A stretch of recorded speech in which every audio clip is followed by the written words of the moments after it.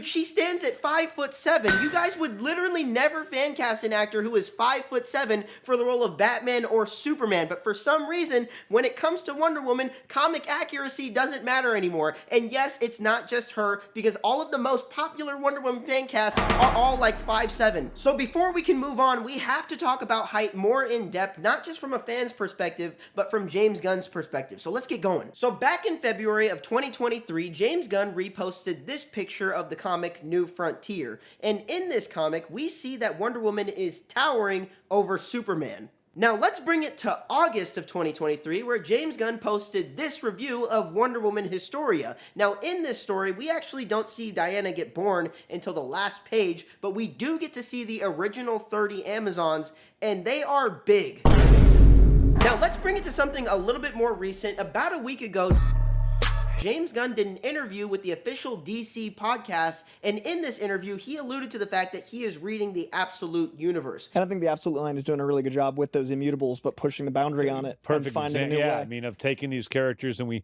what's their central concept that kind of makes them them, and then let's change everything else besides that. Although I do love seeing those peacemakers. Now, as you just saw, he was specifically talking about Absolute Superman, but if we are to assume that he also read Absolute Wonder Woman, then this is the version of Wonder Woman that he would have seen.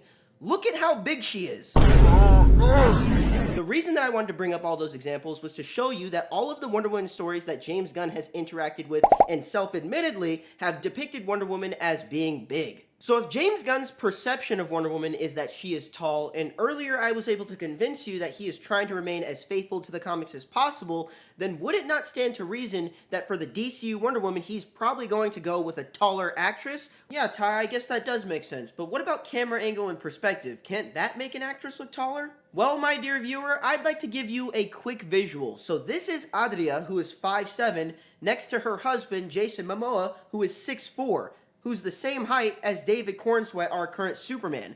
That's the height difference that they have to make up, and she's already wearing heels. But wait, I'm not done there. I'd also like to show you a couple of pictures of Robert Downey Jr. next to Chris Hemsworth throughout the duration of the MCU. Now, as you guys can see, there actually are a couple of instances where Tony does look to be on the same level as Thor. But because they've shared the screen for over the course of 10 years, we've inevitably and overwhelmingly seen the height difference between these two. Robert Downey Jr. is 5'7", and Chris Hemsworth is 6'3". So that's actually 2 inches less of a height difference than our would-be Wonder Woman and David Cornsweet.